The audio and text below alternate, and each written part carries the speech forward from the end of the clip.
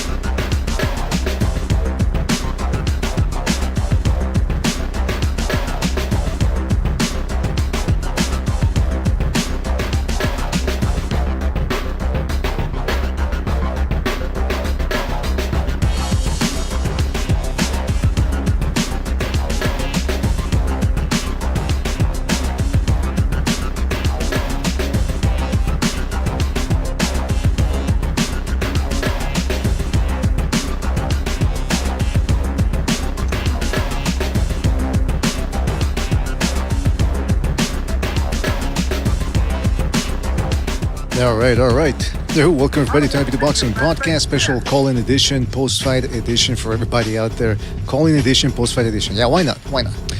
We just had a fantastic card, perhaps the most stacked of the year, and I think it delivered in certain respects. I think it delivered in certain aspects. But I want to get people's thoughts on what they thought about the fights, the results, and what's next for the winners, and maybe even some of the losers there. So I'm going to post a number right there. It's in the left-hand middle portion of your screen as I open up the phone lines right now. If you want to donate a couple of shekels our way, you're certainly welcome to do so via the Super Chat feature, the membership program where you get more bang for your buck, the Patreon page. And you can join the Patreon for free as well. Just, we got to start putting a couple more things in there. But the most important thing is you continue to like, you subscribe, and you spread that BDA gospel. All right, fellas? So again, this is a call-in show. You guys get to call in, give us your thoughts on what just transpired here. Phone number is right there in the left-hand middle portion of your screen. And the other thing I wanted to say was that we got a big shout-out to everybody in the chat. I'm talking about Antilles, Mark T, the Boxing Sicario, JC, the Iceman, Grim Reaper, who else? Coucher, SSC, shout out to SSC, one of the initiated. Hold on a second. Let's see if these all phone lines working. Yes, indeed, I think they are. So I think that everything is up. So people call in, give us your thoughts on anything and everything that happened this card. Shout out to Just Brian for his contribution with the super chat. He says, what did he say? Hold on a second. He said, Why do you think Norman sucked today? Well, I think, as a lot of us were saying earlier this week, he was just unprepared. It was a calculated risk from the Haneys. They saw the Quinton Randall fight, the Boachica fight, and they said, yeah, we can take this guy. Especially now since Norman, I mean, listen, we're going to get to that. I want to hear from people too. But shout out to Mark, shout out to Just Brian for his contribution. Really appreciate it. I'm going to take the chance later on to talk about that, Just Brian. I just want to check the calls here, see what we got. But shout out to Mark's Deckard, Grim Reaper, Josh SAM, Skull Kid, shout out to him, Darth Vader, Rayist, Rusty Taylor, Josh ASM. Who else is in here? Bray, shout out to Bray, Jamie Raiden, Thone, and many more people to come, I'm sure. Fellas, thank you for joining us. Really appreciate it. All right, so in regards to I want to talk about the real quick about what Brian said. Yeah, I think Norman was unprepared. He was too green. And a lot of us were saying that because, again, the Haneys don't take... See, now you're going to have a lot of people saying, you see the Haneys, give Haney his credit, 3-division world champ, 3-division world champ. You know who else is a 3-division world champ? Rolly Romero. So, I mean, come on, let's put things into perspective. Also, when people are going to say, you see the Haneys, they take risks. They took a calculated risk against a green opponent. Yes, a strong puncher, but one that could be outboxed, as we saw in the Boachica fight, the Randall fight. And, fighting Jim Sasaki and Santillan doesn't exactly prepare you for a mover like Haney. Now, I did give Haney his credit on Friday and said, look, it's not just because Norman is green that Haney's going to beat him. Haney's got skills, that jab in particular. But let's face the facts. Haney was doing a heck of a lot of clinching in there. A lot of clinching. How would the fight have looked without the clinching? So that's a good question right there that we got to talk about. And somebody in the chat saying Haney pound for pound number 5. Come on, after what Bam did, after what Inu has been doing, after Crawford's been doing, after what Usyk's doing, you really think that guy's in the same Bivol beating a monster like Beterbiev? Nah, Haney beating a green Norman does not get you in the top 5 pound for pound. Even top 10 pound for pound is going a little too far. But we'll get to that. Let's get to the phone calls here. Let's go to 631. 631, you're on the air. 631, what's on your mind? Yeah, so I was on Bring IQ's boxing for a while, man. I was so embarrassed when I saw that Norman fight. Because we really picked him to win. And the thing that sucks is, like, you know what you usually do when you, like, get a prediction wrong? You go back and you think, man, like, was there any signs? Like, was there, like, this guy always, like, this bad? Especially when it is like one-sided as that fight was. And I look back at it, and I'm like, man, this dude was very horrible for a lot of his career. Like, really, like, whenever it got, like, stepped up. And that shit was just, like, so shocking to watch, like, kind of it just, like, the whole thing unfold. He wasn't good at range. He was horrible close up. And a place that I was really surprised where he was bad was in the clinch. Because the ref actually didn't break them up all the time. The ref, to his credit, let them fight in the clinch a decent amount. Like, much more than I expected them to. But the only person that seemed to want to take advantage of all of that was Devin Haney. Like, Norman seemed to be the type of guy that was, like, really holding on, hoping that the ref would break up the fight. And Haney was the only one really punching in the clinch. So, honestly, very poor performance from Norman. And another thing, too, I didn't like is that, as much as people, like, attack Devin Haney for his angling and stuff, he's picking up a guy that's new to the game. He's 24, he's young, inexperienced. And I understand that. You can do that.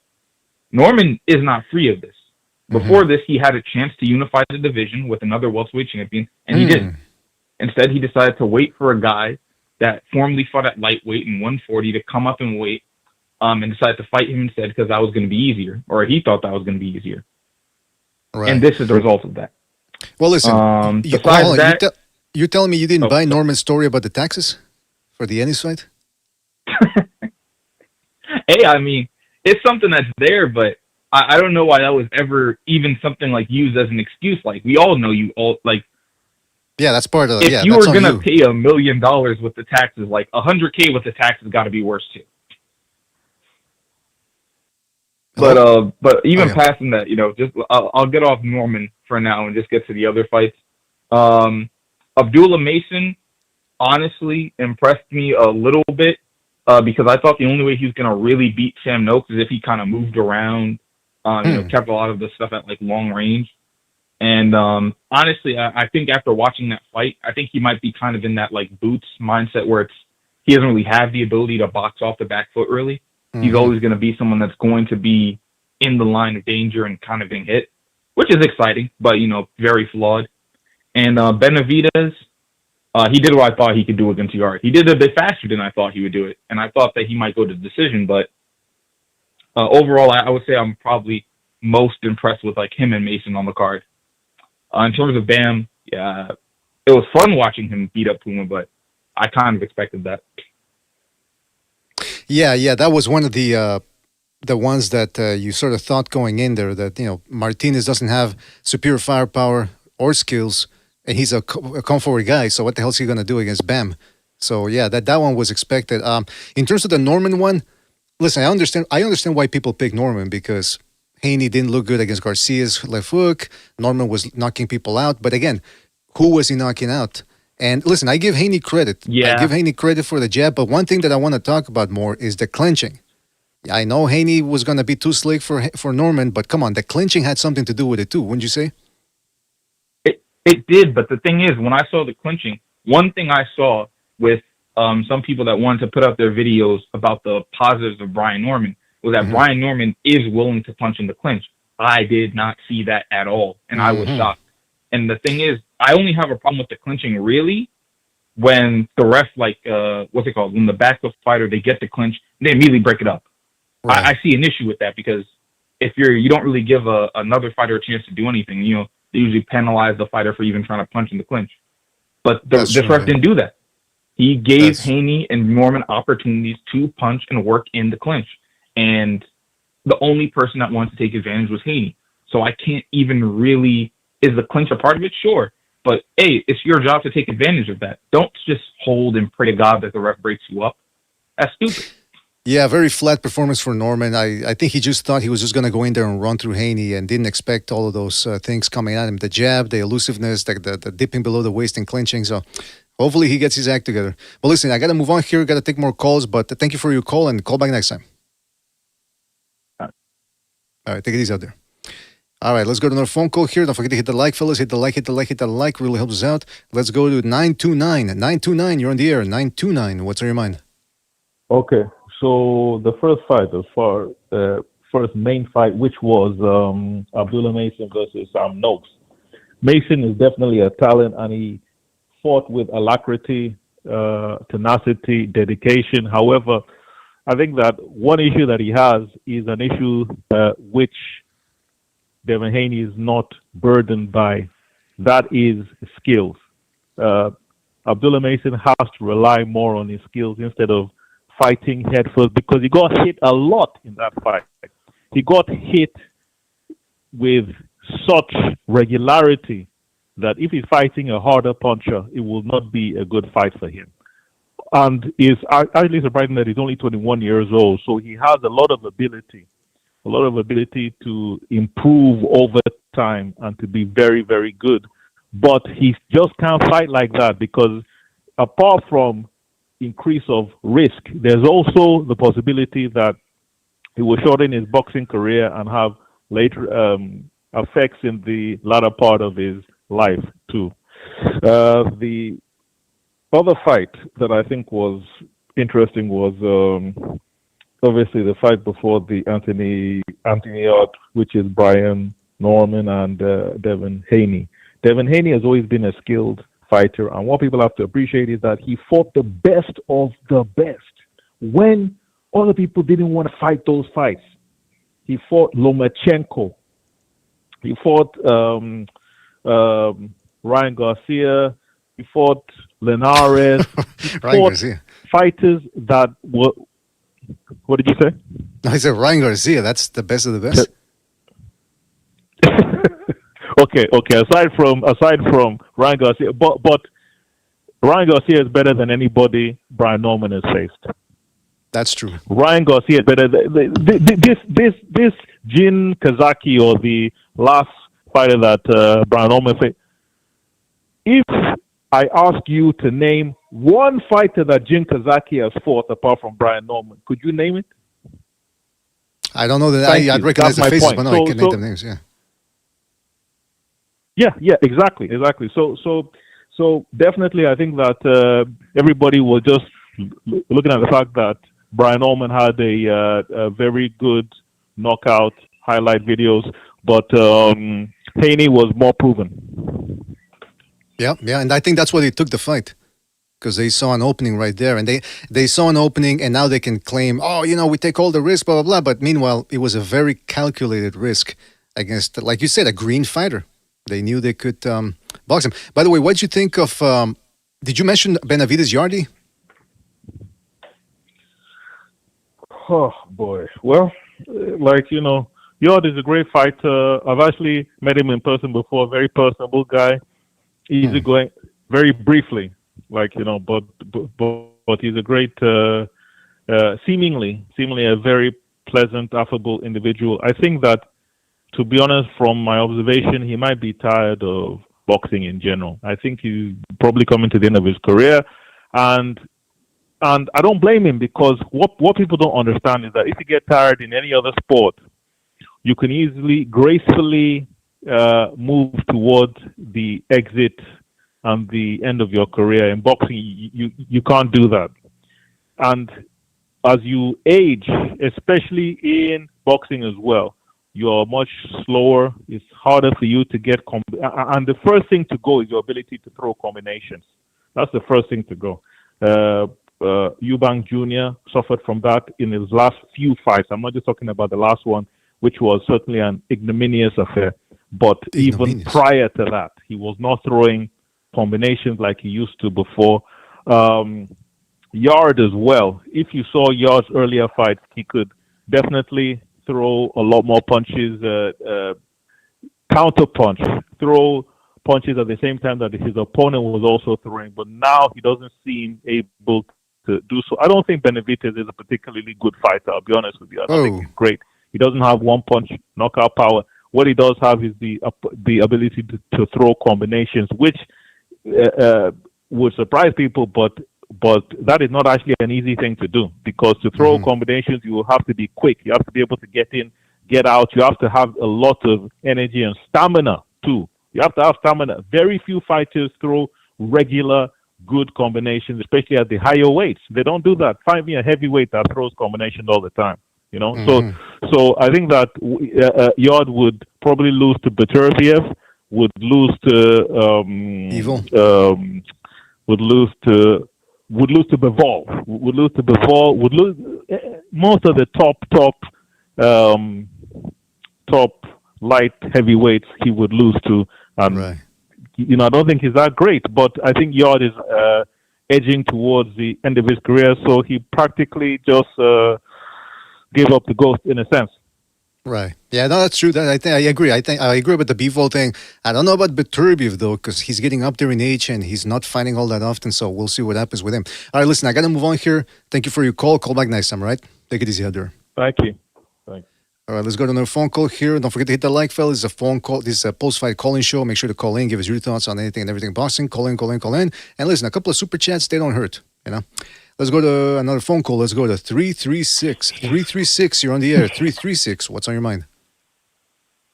I'll go ahead and get to Mason and Noakes. So I had it 115, 113 for the Crip in a fantastic top 3, top 4 Ring Magazine Fight of the Year fight. I had Mason barely edging that fight. I thought Noakes beat his body like a drum. You know, people talk about certain, you know, black fighters and their ability to punch the body, but when a white person doesn't, they give him no credit. So I give Mason a lot of credit for taking those punches. He got hurt to the body a couple times. Noakes got hurt to the body and uppercuts a couple times. And that was the best fight on the card. I'd like to see a rematch in that fight. I rate Noakes higher than Zepeda, so that was a fantastic fight. You know, with Bam beating Puma, that was a formality. You know, Puma's slow, wings his punches. And, you know, the only reason why a guy like Ioka didn't convincingly beat him is because he doesn't have the athleticism of, like, some of the greats of this era. He's no Chalco, Loma, Inoue, Usyk, Crawford. He's technically very, very gifted. Ioka is, but he's not athletically gifted. And at this level, you have to be born with talent. He doesn't have it. That's the only reason why he lost to Puma. And, you know, Bam Rodriguez has the technical ability of those guys with the talent to go along with it. That's why he made easy work of that fucking bomb. So that was a formality. You know, Haney Norman was a trash can fight. I mean, I'm not even going to talk about that guy. I'm glad I pirate his fights. Haney's so trash. He'll never get a penny of my fucking dollars. He's a garbage fighter. You know, I guess we got to push this to Teo, because Teo won tonight because he's a pound-for-pound fighter. When he dominates Shakur Stevenson, what are they going to say? You know, he was the underdog against Taylor and Lomachenko and beat them both when they were on the pound-for-pound list. When Teo beats Shakur and dominates him, who's a pound-for-pound fighter, allegedly, you know, that's 3 pound-for-pound wins. I mean, Crawford don't have no 3 pound-for-pound wins on his career. So if Teo were black, they would be saying he's a second black Jesus. When Teo dominates and shows the world that he is the second coming of whatever fighter you want him to be, and he's the number one fighter on the planet, they're going to have to just shut up and listen to it. I'm going to put $1,000 or $2,000 on Tio to win the fight because he's going to be a 3-1 favorite against this fucking bum who couldn't keep Zepeda off him and went life and death with this guy. So when when Tio beats the shit out of Shakur Stevenson, who went life and death with Zepeda, I don't want no excuses because Barbosa beat Catterall, and Catterall just had a good win against the guy that beat Taylor. So Catterall was just as good as Zepeda was, and Tio beat fucking Catterall 11-1. Fucking Shabam barely won 7 rounds against Zepeda, who sucks. And, he's a fucking flat-footed bum, fighter. He's no Tio. He doesn't have the hand speed, the defense, the foot speed, the athleticism of a Teofimo who's a legit future first ballot Hall of Famer. So Tio won tonight. Haney's a garbage fighter. He's no pound-for-pound fighter. So I'm going to go ahead and get off him because he's trash can.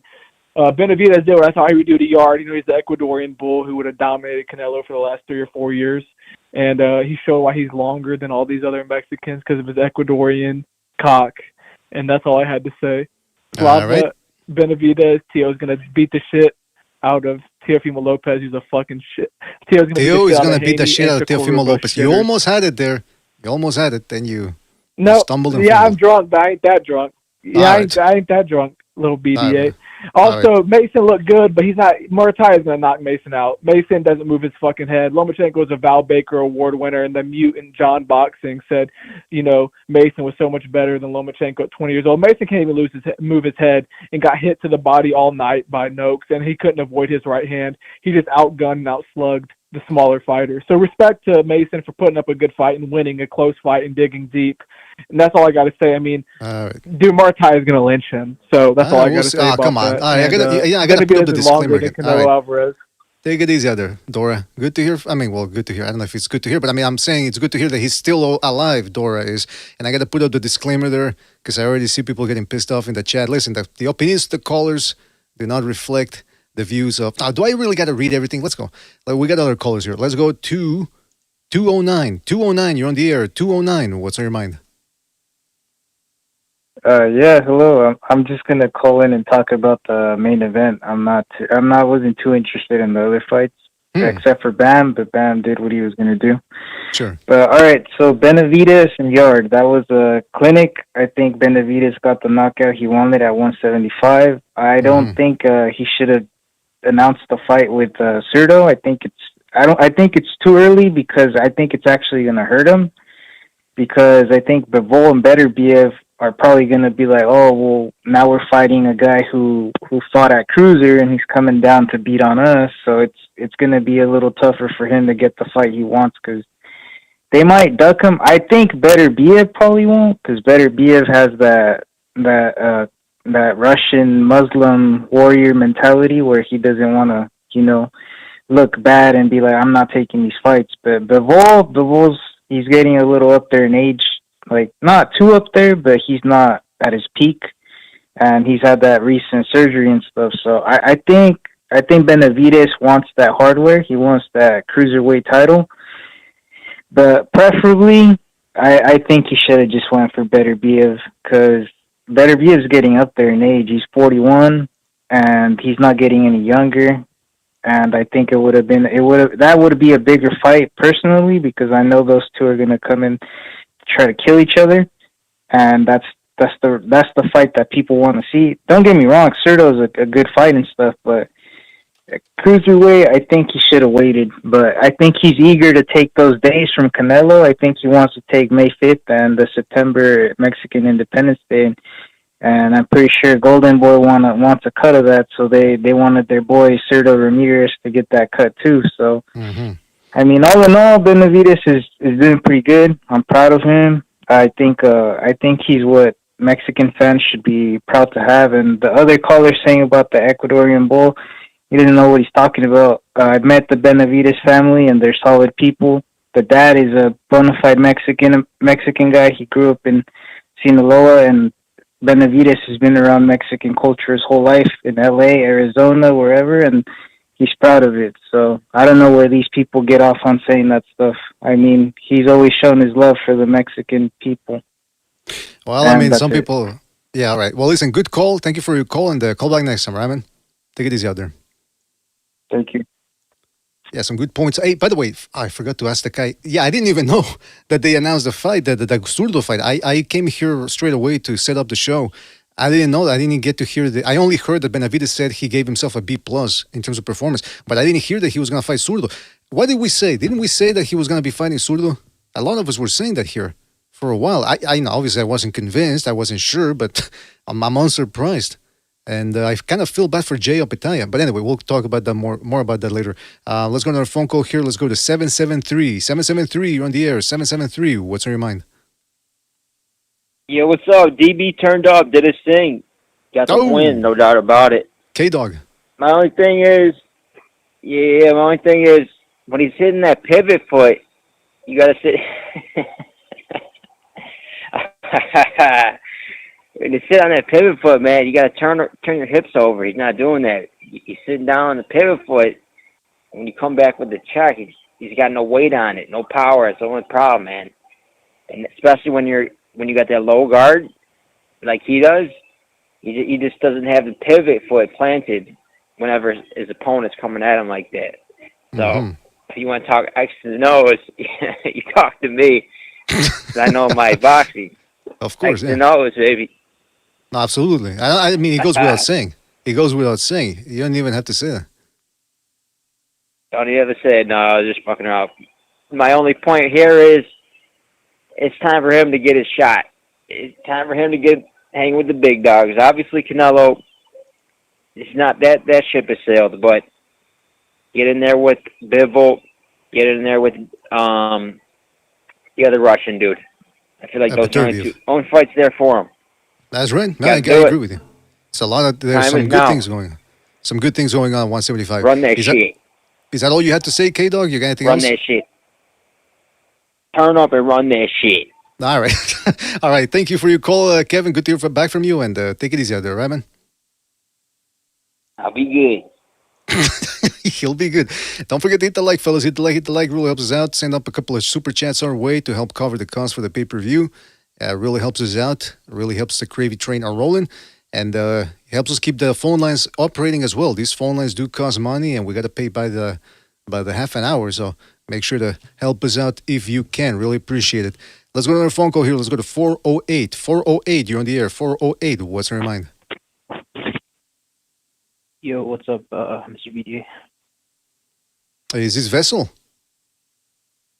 Yeah, what's up, brother? What's up, man? Man, I want to talk about two things, honestly. One, I told you guys, Sam Noakes, he's a real fighter. He's got some heart, got some skills, and he showed it. Because a lot of people were hating on him, saying this was a bum, a cherry pick, and turned out, I mean, I had it a draw, to be honest, but Mason did do enough to win, so it's fine. Who said he was a bum, by the way? A bunch of fucking people in the chat, in the BDA chat, when they're like, oh, another cherry pick for fucking Abdullah. Is that right? Yeah, people didn't even know what the fuck this guy was. Nobody knew what the fuck this guy was.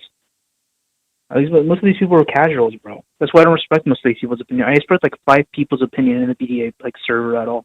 Oh, come on, don't say that. Now you're gonna get it. Now they're gonna jump on you, and I can't intervene. Don't worry, you're in there. I respect your opinion. Oh, wait a minute. The rest of these people have fucking no clue what boxing is. I think they think it's a baseball forum or some shit. Well, maybe it should be. But yeah, so you said that you had 2 things to talk about. That and what's the other one? The second thing, I mean, is there how much does Benvidez have to do to prove that there's a reason why Canelo did not want to fight this guy? I think it's been proven by now. Canelo didn't want this guy, bro. He had every opportunity to make that fight happen. He was the A side. He was the premier side. He could have made that fight happen any fucking moment he wanted to. Instead, he took a cherry pick gone wrong with Crawford, and now he's up nowhere. What is he going to do? Nothing. I don't think he cares at this point. I don't think he cares that much. Yeah, I don't think he cares about his career. I mean, another thing, I keep being validated. I told you he had an injury coming into the Crawford thing. Turns out it was true. Yeah, I remember you telling me that. And I told you he wasn't taking it serious. Yeah, I mean, I can even probably screenshot it. And I remember telling you guys that he wasn't taking this fight serious, and now people are saying there's news. I saw this today on Mexico, and the Mexican television saying that he wasn't taking this fight serious, and that he was golfing most of the time instead of training. That's weird, man, because he showed up in shape. I mean, physically he looked in shape. Maybe mentally he thought it was going to be a walk in the park. And, I mean... He thought it was going to be a walk in the park, bro. Looking at the Williams School fight, I definitely saw a guy who didn't really want to commit too much. So, against Crawford, I don't want to get into the whole Crawford rematch thing. When you have that much money, do you think you lose that dog in you, bro? I think you do. When you got that much money, bro. A little bit. But listen, I don't want to get into the Benavidez thing, the Benavidez Canelo thing. That's been done to death over here. But the thing that surprised me, I didn't even know, because I came over here real quickly. So Benavidez announced that it's done. He's going to be fighting Zurdo? Yeah, that's apparently that's the next big thing. I expected him to fight Zurdo or Opetaya, to be honest. I wanted Opetaya instead, but I think this is a decent fight for Benavidez. I mean, what else does he go? He can't fight Beterbiev or Bivol. They're already tied up. So wait. So are they? Is it still confirmed? Is it still on that Beterbiev and Bivol are going to fight each other, or? Yeah, they. I mean, they verbally agreed, and I mean, Russian people tend to be very. Strangely moral people. Besides being insane. Oh, wait a minute! What the fuck? I got to put up the disclaimer again. No. I don't mean that as a bad thing. My girlfriend's Russian. Sure. Like they're in. Yeah. Oh yeah, that's like I can say racist things because I'm married to a person that I'm targeting. Dude, I'm literally married to this, but she's fucking insane. I have been threatened at least 6 times over the last month. Well, maybe it's because of your bigotry. You ever think about that? But it's funny. Well, see, there you go. You at least you're admitting you're a bigot. Well, isn't it funny to say some racist shit? It's funny. Well, listen, not in my book. I don't even see race. I don't know what people tell me. I didn't even know what the word race in English meant until about 5 years ago. But yeah, man, listen. Yeah, you watched the Abdullah Mason fight, and you're like, which is the black one? Exactly. Yeah, it was. No, I only differentiated them because of the tattoos. But the thing is this: I kind of feel bad. I kind of feel bad for Opetaya though, because he was staying a cruiserweight just for that Zurdo fight. Now he's fighting a bum. And he might as well just get that, well, not a bum, but I mean, an unknown guy that, the type of fighter that he can take out whenever he wants. So now he's probably going to move up to heavyweight now, which he should have done about a year ago. But anyway, that's all I got for them, man. Listen, Vessel. I think that's a promotional problem, though. Who's Opetaya with? I think that's a promotional problem, though. It's Matchroom, right? Matchroom? Yeah, that makes sense. Well, listen. They're not, I mean, they're good at, they care more about their other fighters than Opetaya, because Opetaya is not really much of a selling fighter, if you know what I mean. Like, he doesn't sell. What do you mean? Like, outside of his own nation, I don't think he has a name. You might be right, but guess what? He might not be fighting in the biggest of venues, but when you're fighting at ringside, Gold Coast Convention Centre. When you're ringside at Convention Centre and you're watching that fight, the Gold Coast Convention Centre. Convention Center. Well, who needs to fight in the U.S. when you're fighting in the Convention Center? All right, listen, Vessel, we gotta go. True. Stop being a bigot, and right, we'll catch you in the next one. Right? Thank you, thank you for your call. Take it easy out there. All right, bye. Yeah, I kind of feel bad for Opetaya because he was staying there for Zurdo. Now he's got to fight a guy. And he better not overlook this guy because at cruiserweight, it's heavyweight nowadays. Anyways, anybody can crack. So let's go to our phone call here. Let's go to 502. Anyways, anybody. 502, you're on the air, and I can hear some noise there in the background, man. What's going on? What's going on? I was going to say this real quick. Let's keep it above. Going up the cruiserweight, we didn't need that real quick. Benavidez, you should have fought better Bivol. That position, that play could have happened later. Obviously, Canelo's never fight Benavidez. But in fairness to Canelo, if he never, lost his belt on the scale, then Canelo had to fight him for undisputed, and I think Canelo would have. So, but I'm not a Canelo guy at all. I'm kind of a low-key hater. I don't hate nobody, though, but just want to say that real quick. Shout out to the people in here. I'm kind of all over the place. That's okay. Secondly, my boy Garcia. My boy Ryan Garcia, bro. This makes his win even more better against Devin Haney because someone who I'm sure people said had more skill than mine, and Brian Norman Jr., got cooked. You can say what you want about these PEDs. That's baloney. But yeah, shout out to Benavidez, shout out to Garcia. I just think that the cruiserweight move should happen later down the road. We all want to see him fight Beterbiev. And for co-main, Haney take a back step, let Barrios and Garcia get it done. Let's get that super fight going on. What you think? Which fight? Barrios versus who? Garcia. Oh, first of all, listen. Garcia has to beat Barrios first. And even though I do think Garcia has... No doubt. Well, he was supposed to beat Romero, too. And look what happened there. Roy is a tricky fighter, and Barrios is the worst champion in the boxing world right now. I don't disagree. That's true. But then again, Ryan Garcia has a tendency to have opportunities right in front of him, and they just manage to slip through his grasp. Okay. Well, do you agree with my take on that being too soon of a cruiserweight move up, or where you stand on that Benavidez fight? Yeah, you know what? I would have rather seen Benavidez take on Beterbiev or Bivol, but apparently the last caller said that Beterbiev and Bivol have a handshake agreement that they're going to fight each other. So maybe Bivol can't fight Benavidez for fear of the Sheik pressing him and saying, no, you got to fight. So I don't know. But listen, Benavidez at cruiserweight, I think it's also because Benavidez can't make 175 anymore. I mean, everyone was saying that he looked awful in the build-up to the fight. That's what people were saying, and he did look a little bit, yeah. I mean, this is by far his best fight at light heavyweight, though, because it's the first guy he stopped. And, I mean, mind you, he stopped the light heavyweight. He couldn't stop a 168 fighter last. So I would say this is his best performance thus far in this division. Mm-hmm. Not only that, I mean, if he gets a belt here, then maybe Canelo might fight him then. Granted, I'm not the biggest fan of Canelo. I'm really not a fan at all. But I will say what I said earlier. If he never, lost on the scale, this fight would have happened already. But I don't think Canelo's going to fight him. Just because if Canelo were to lose to him, it's an ego thing. I'm just being honest with y'all. I'm going to keep it a buck. He ain't going to fight him for no dollar price. He'll take that Crawford rematch, and we'll go with that, man. But All right. Well, listen, we got to move on here. Shout out to the channel. What's that? Yeah, God bless you guys.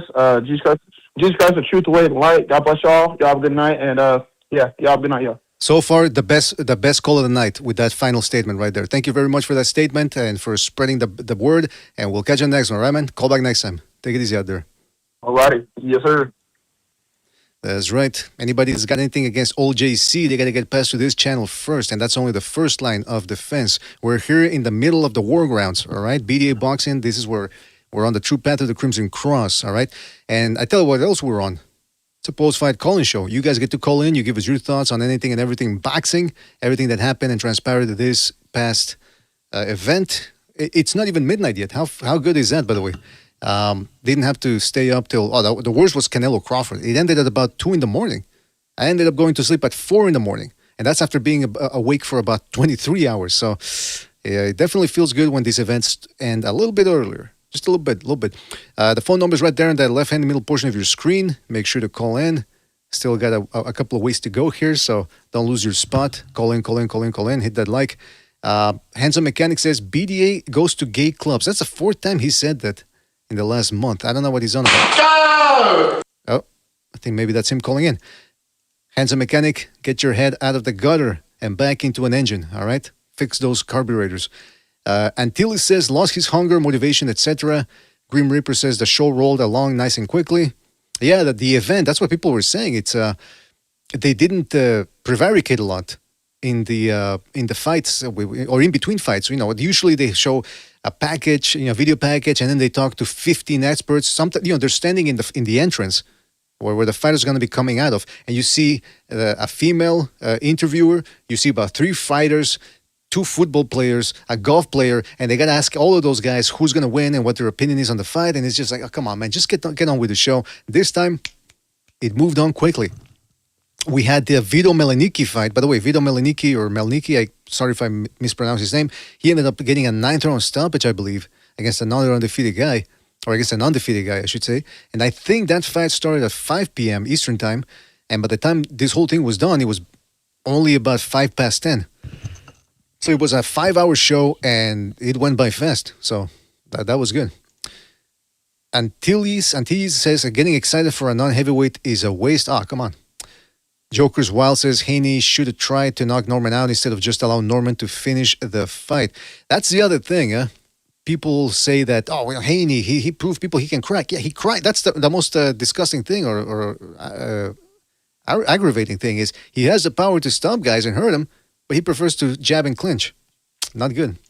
Mark T says maybe ballooning to over 200 pounds after all his pro fights caught up to him. Yeah, maybe. Although he didn't, he got the job done against Yarde. It would have been a bad look if he would have gone 12 against Yarde. That's for sure. So at least he took him out of there. Let Me Ace says, but he has looked average since the Beterbiev fight almost 3 years ago. I was talking about Yarde. Yeah, that's the other thing. I mean, Yarde is best known for losing twice. So, Miso Dionysian says, did y'all see Bivol is adding hooks to his arsenal? I did not see that. Where did you see that, Miso Dionysian? Video somewhere? I got to check that out. Let me Ace says, I said it yesterday, Yarde hasn't looked great post-Beterbiev. People were trying to hype him up, I think, hoping he'd beat Benavidez. Well, that's the other thing about Yarde. He's 34, 35. I know he was a late starter, but he's not exactly a spring chicken either, so I don't know. Al Cuerpo Boxing, shout out to him, says Benavidez will gain more muscle now for cruiser resistance. He won't make 175 anymore. He was already struggling. Badu, Jack, and Zurdo were also at 168. That's a good point. Hey, that's former super middleweights that managed to compete and win a couple of titles there at cruiserweight. So maybe Benavidez could. Again, the 200-pound division is wide open. Wide open.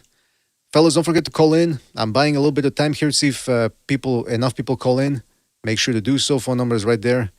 You guys get to call in. Give us your thoughts on anything and everything boxing. I want to give then my thoughts, if I may, about the Benavidez-Yarde situation. So like I was saying, yeah, Yarde is older, but at least Benavidez took him out. Now, I didn't like how Yarde's throwaway shots were keeping Benavidez occupied. So that's what I'm saying. Wait, hold on a second. So what I'm saying is those throwaway shots were keeping Benavidez occupied, kind of like Vozic did against what's his name? Against Benavidez. By the way, somebody in the chat saying it's pronounced Yarde. I kept calling him Yarde years ago, and then a bunch of people corrected me and said it's Yarde. So I don't know what to say, guys. Who's saying that? Rich Franklin. I don't know what to tell you, man. Some people are telling me that it's Yards. Other people are telling me it's Yarde. I'm just gonna call him Yarde from now on. And if people don't like it, well, listen. You gotta allow people to have a little bit of what's the word? Creative disposal or artistry in regards to your the name. That's just the way it goes. It's like BDA. Some people call me BDAA. I don't know. Maybe because they think I'm drunk or something, which I am not. Hold on a second. Don't forget to hit the like, fellas. Hit the like. Make sure to call in here. Let's go to a phone call here right now. Let's go to 410. 410, you're on the air. 410. What's on your mind? What's up, buddy? Oh, what's up, man? Jerry, what's up, man? That was a monster performance by Benavidez. People disillusioned about what he can do at 175 just because he had a couple fights where he didn't get the stoppage. You're not going to stop every single body. You're just not.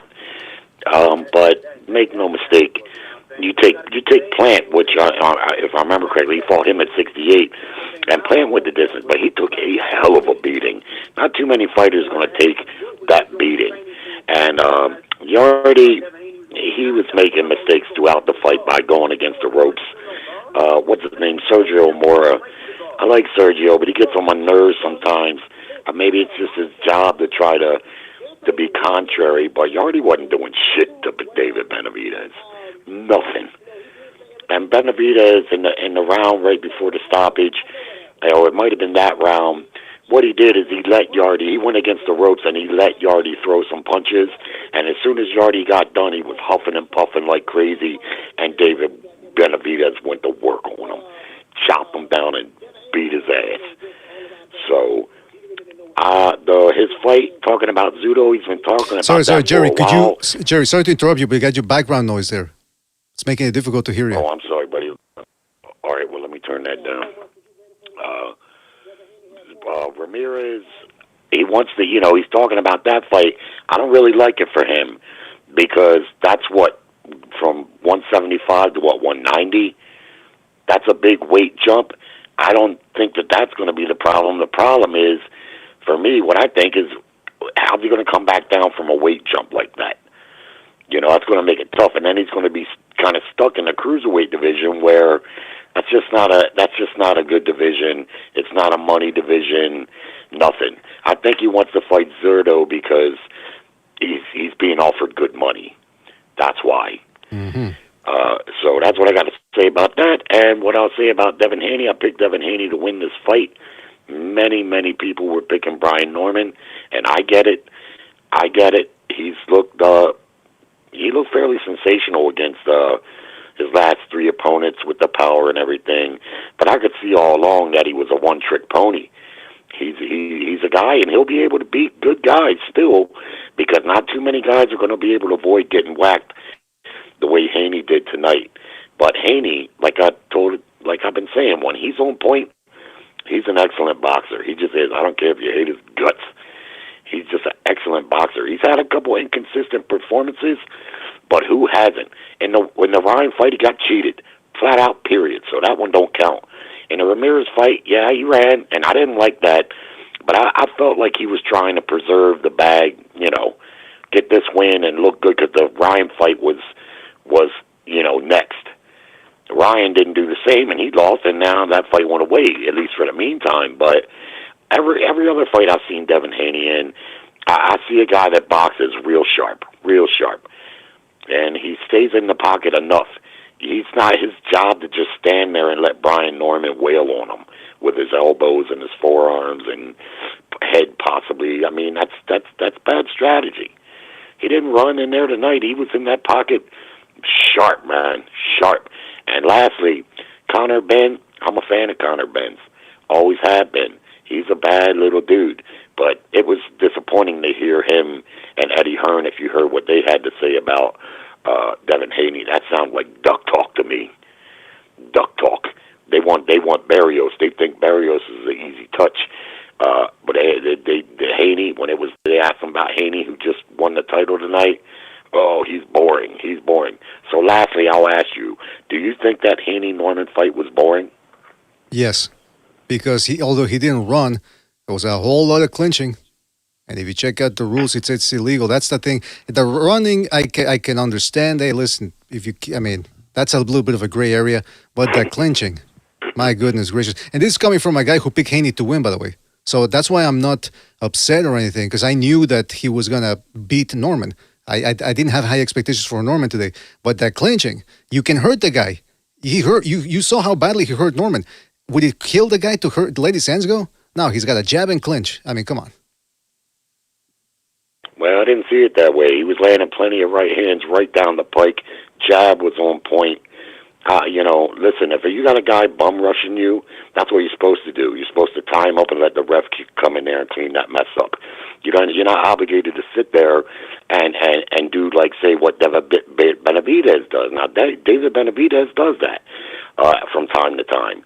He didn't do that early in the fight tonight, but after the rounds went on, he just decided he would just take whatever he needed to take to give what he wanted to give. And that's okay. It's okay. But it's okay also to not get sloppy with a guy who's basically Norman's only recourse. And he was jumping in. So, to me, if Haney was holding him, like just reaching out to hold him at every point, I would say differently. But he wasn't. He was really working him over, and by the end of the fight, he beat the shit out of him. His eye was angry as hell. His nose was bleeding, and he kind of beat the crap out of him. So it wasn't boring to me. That's high-level boxing. I love all styles. I love brawlers, pressure fighters, but I can appreciate a good boxer. And when Haney's on, he's one of the better boxers in the game, and I think he proved that tonight. All right. Well, listen, Jerry, thank you for your call. And call back next, all right? Take it easy out there. All right, buddy. Thank you. Yep. Fellas, don't forget to call in. This is the call-in show, post-fight call-in show. This is your show. You guys get to call in, give us your thoughts on anything and everything. Boxing. What are people saying in the chat? Zizek, is that the philosopher there from Czechoslovakia? Where is he from? He says, clinching all night isn't high-level boxing. Morb CDC says, I picked Badu Jack to beat Benavidez at cruiserweight. Interesting. King for Life says Abdullah a hype job. Schofield Jr. KOs him. Oh, okay. So we got somebody who's in the Kid Austin bandwagon instead of the Abdullah Mason bandwagon. That's interesting right there. It's a fight to make. I want to revive. That's for sure. Skull Kid says Jerry should stop watching boxing. He doesn't know shit. Ah, come on. There's always people going at Jerry in the chat. Let me tell you. He doesn't know shit, he says. My goodness. Maton says, I only got to watch 2 through 6 of Bam's fight. Missed all the other fights. Well, you can catch him back if you... Can you buy the pay-per-view retroactively? I don't know. Let me see if people are in the Discord now. Nobody's jumped in yet. Desperado says, Badu Jack is 57 years old. Haney fans can have their barbecue parties, says Al Cuerpo. What else we get here? The Functopus says Canelo did the right thing by avoiding Benavidez. Well, Benavidez says he's done with that, so. Although I think he did call him out earlier this week, even though he said 2 weeks ago that he was done with Canelo, so I don't know what's going on there. Desperado says Jerry has the same desires as Turkey and Eddie. Oh, jeez, what the fuck? Dark Hado says Haney is the American dream. Oh, the American dream. See, it's a con. Miso Dionysus says, to be frank, Norman clinched a lot too. Well, that's the thing. I mean, listen, but Haney landed a bunch of shots, but it's easy to do that. It's easy to not get hit with shots when you hit the guy, and then when he tries to hit you, you just let him barge in and you clinch him. Now, yes, Norman too deserves criticism for overshooting the runway, which a lot of us expected he was going to do coming into this fight. But still, the clinching is illegal. I don't know, people just focus on the headbutts and low blows and elbows as breaking the rules, illegal tactics. But clinching, for some reason, they're okay with it. I guess as long as nobody gets brain damage from that, it's okay, it's justified. And then people try to change it up to, well, there's a difference between clinching and hugging. Now, if you're wrapping your arm or 2 arms around a guy because you're tired or you don't want him to, you can't fight on the inside, whatever, it's illegal. Okay? So, I mean, Haney, he did what he was supposed to. Oh, even though some odds makers had it 50-50, I guess only because of the power there from Brian Norman. But other than that, what do we really see from Brian Norman? By the way, I think it's the IBA. Let me see if it says here. This is the IBA. No, they worded it perfectly or near perfectly. There's no such thing as perfection. No, that's not it either. Hold on a second. Yeah, because people, I mean, listen, the whole nexus or crux of my argument is it's illegal. That's where we should just start it out from the get-go. Not from, well, what is clinching and blah, blah, blah. That's not it either. But, yeah, I'm surprised, by the way, while I look for this, I am surprised that that Benavidez is fighting Zurdo Ramirez. Like I said, I kind of feel bad for Apetaya because that dude was waiting around a cruiserweight for Zurdo Ramirez. So Petaya was waiting around for Zurdo Ramirez, and now Benavidez just comes in and whoops, that's it. Sorry, I'm calling the shots here. I don't know. It's kind of a screwed up thing, you ask me.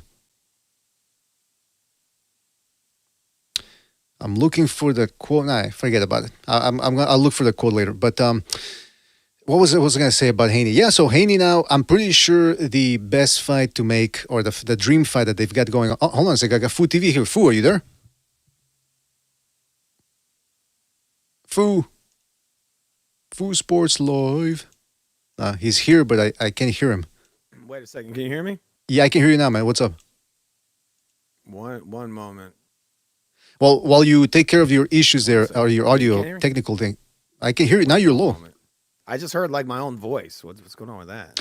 Oh, by the way, before I continue, shout out to Dan Earl in the chat. Shout out to Dan Earl who says, oh, where is it? He just posted the CompuBox there. It says, Haney. I don't hear you through the Discord. Oh, shit. Hold on. My bad. Sorry. Can you hear me now? All right. Now I can hear you. Yeah. Sorry about that. I was muted. By the way, real quick. Yeah, it's not good.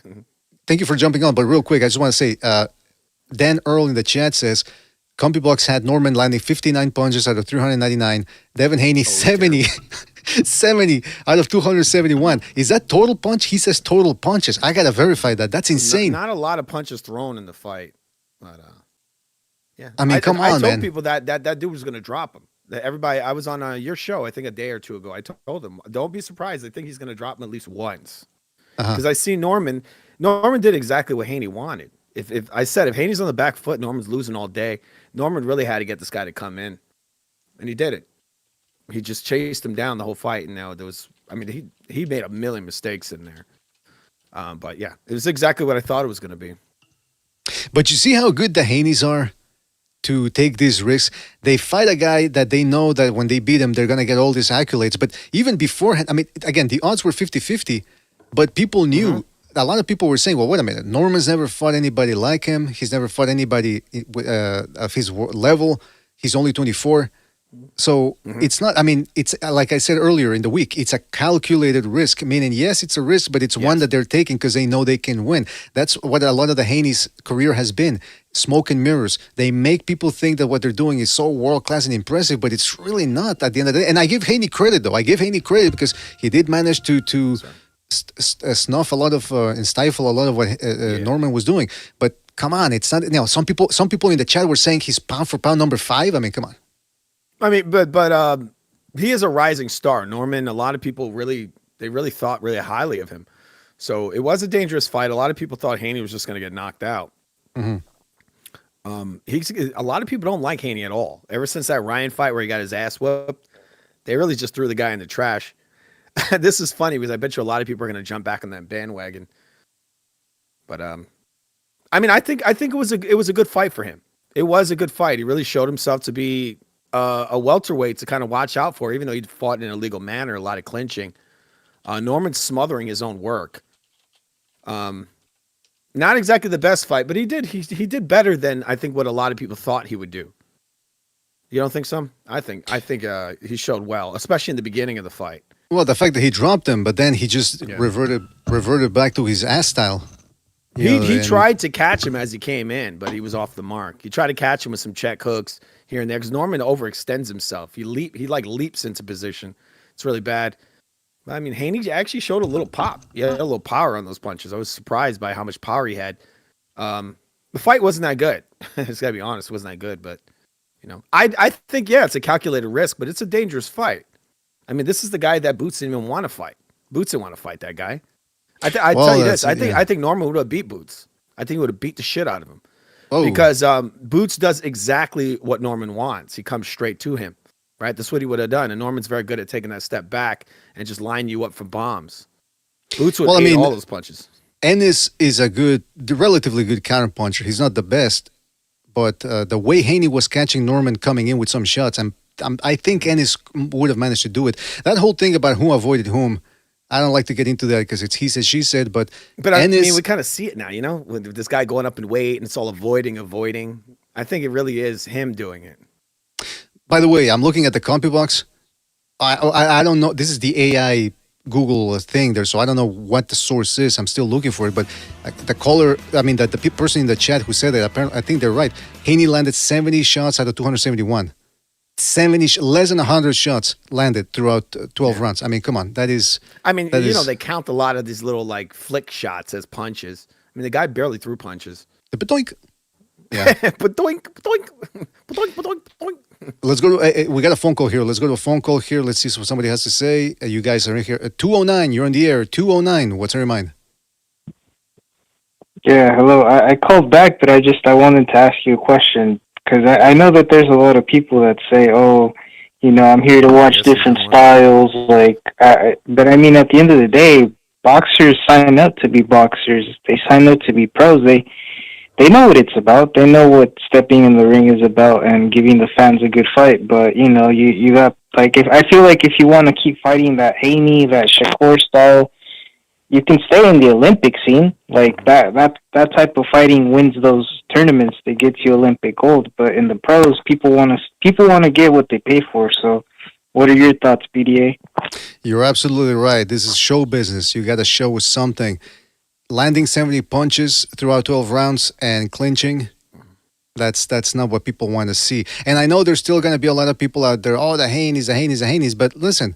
There's a reason why this guy was in dire straits after he lost to Garcia, because now that when he lost that that's all he was banging on, that he was his boxing virtuoso, and he's not. Now he still has the O technically, but people didn't forget what they saw. So that's all I'm saying about that. Yeah. You're right. No. Yeah, Yes. he's permanently damaged. His marketability. Yeah, no, I agree with damaged you. by that Garcia fight. Exactly. Yeah. Well, go ahead, caller. What? It's like I said, I agree with you. That's why I don't understand when people say like, "Oh, I need to see these slick fighters," but it's like you can see that in the Olympics. Like legit, you can see those those type of styles go head to head, and that those performances win those type of medals and stuff. Mm-hmm. But in the pros, it's the guys that show up to fight, like Triple G, Julio Cesar Chavez, Mike Tyson, Gervonta Tank Davis, Canelo, Benavidez. Like all these guys have one thing in common, and that's they show up to fight. They fill up the seats at MSG, MGM Grand. Like they're even Mayweather. As much as he got hate, he started off as Pretty Boy Floyd, so he liked to knock dudes out. And then the later part of his career was money, and then he was like doing the slick stuff, standing in front and dodging and weaving. But he didn't start out like doing these little Olympic style fighting things. So I don't know where these fans get up on this. It's like then you got people from UFC coming over and be like, it's boring because they know like that Olympic style, the amateur-esque style, like just throw a couple punches, duck, move. That doesn't sell fights. Absolutely. You're right. And, they try to push these guys, but it just doesn't work out. And, that the people want to see action. I mean, think about it. Ryan Garcia is a guy who people, well, maybe not, I don't know much about now after the Barrios fight, but he creates knockouts. He's got a social media presence, and people still like him over Haney.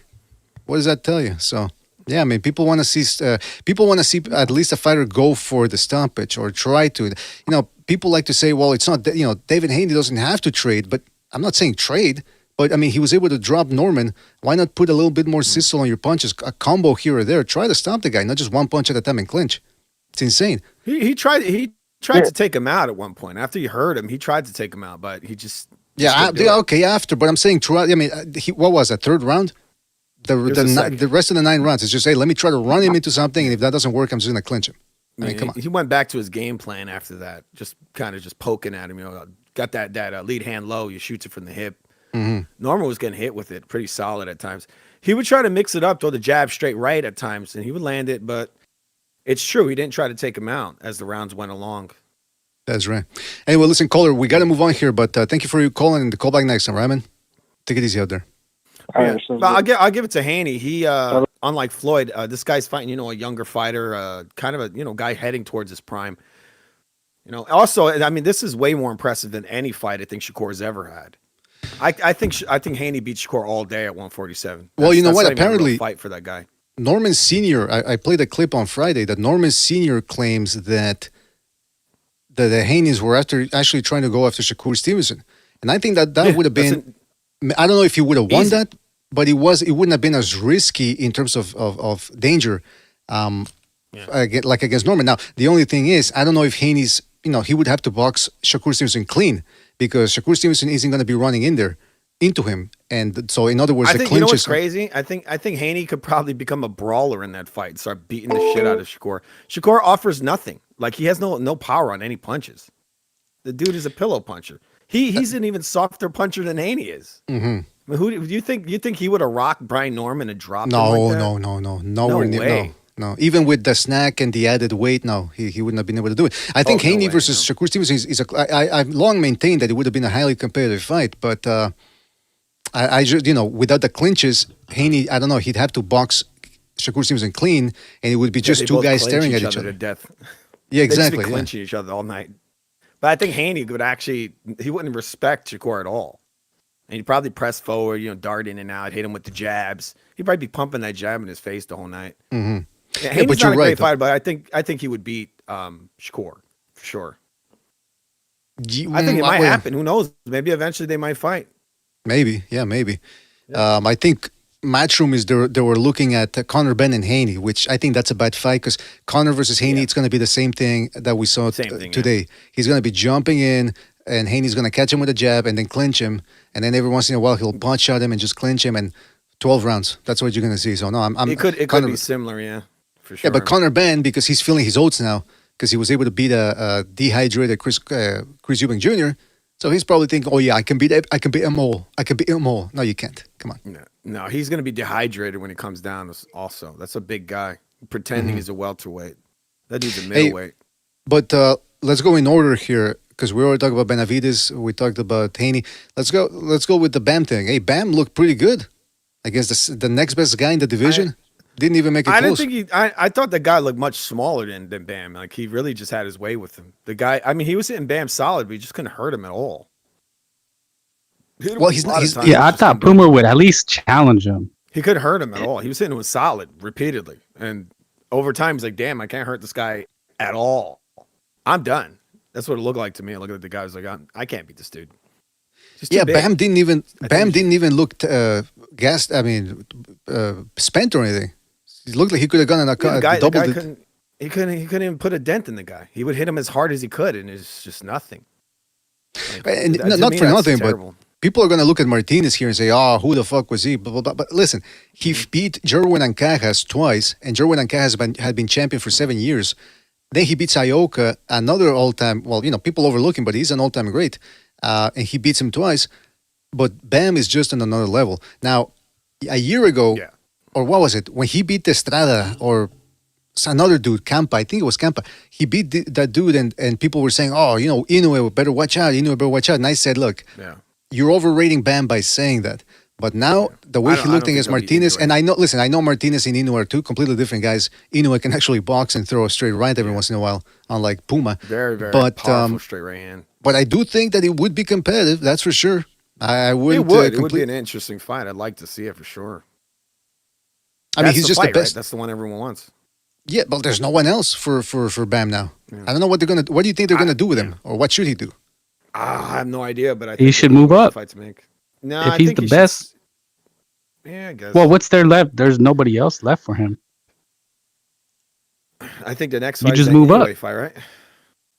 I mean, look. No, he's not ready for Inoue yet. No, not even. I mean, come on, dude. The guy's gonna be what, 26? How old is Inoue Who? now? Rodriguez? Damn. Yeah, but you got to build up to that. I mean, I wouldn't just throw him in there. Let Inoue take some damage first. He's been fighting for a while. He's already taken. Yeah, but you got to play it strategically. If Inoue looks wait, weak, is this Floyd Mayweather? No, it's just boxing, bro. It's just how you pick and choose fights. Let him take some damage. take 18. Yeah, he's got to take some damage first. Let him get beat down a little bit. At 112, which is the division below Bam, there's Yabuki, but he's been Taraji's managed to stomp him in the rematch. So I think maybe Bam could do that too, right? Kenshiro Taraji, I mean, he's always had a couple of gaping holes in his technique and defense. So it would be a good fight, but I think Bam would be the favorite going in there. And then Ricardo Sandoval, the guy who beat Taraji, I think he's tailor-made for Bam too, in terms of, not exactly the most flashy guy, the fastest or the smartest. So I don't know. Then at bantamweight, there's not really that much people either. You got Seiya Tsutsumi. Then you got Takuma Inoue at number 4. He's already lost a couple of times, and he's not exactly, you know what I mean? So, man, for Bam, there's really not much going on, man. I mean, he would have to. Now, it's not that I think he beats Inoue, but if he wants to be challenged, I don't think any of these other fights actually get people, whet people's appetites. I don't think he gets them going. No, I mean, he showed that. Was he the best fighter on the card? Oh, yeah. Pound for pound. Yeah, absolutely. Well, he was. Bam's the best fighter. Look at the skills. He showed the best skills against the best opponent. I mean, thought Benavidez looked the best on the card. Well, no, Yarde wasn't levels. He was never on the level. Yeah, I mean, a lot of people actually thought it was going to go 12 rounds. Saying, Yarde is a gatekeeper, but he just basically toyed with the guy and then beat him. That's finished. Put him away. You mentioned Bam. You said you thought he looked bigger than Puma. He looked too big. Do you think the snack has something to do with it? I'm not sure. But Bam to me, that fight was over when it began. It looked like to me, this guy was hitting Bam solid. Like you see some of those rounds, he's just hitting him repeatedly with clean blows, and Bam's just shaking him off like they're nothing. So that fight was over right as when it began. This guy was just toying with him. Bam was toying with him, and then over the rounds, he just put the pace on, and then he decided, I'm going to knock him out now. He softened up, and he just, brought his pace up. Well, they did. Yeah, that's a master class. That's what I thought was impressive. Master classes. Yeah, go on. That's how you put on a master class, not this running shit. There's a size difference. That's the thing. I mean, if that guy was equal size to Bam and he's hitting him with like shots the way this guy was hitting him, it's a different story. You're getting hit too clean. You're getting hit way too clean. The only reason you're not getting laid out is because this guy's small. It is interesting that they asked Bam after the fight. They said, "Hey, are you gonna?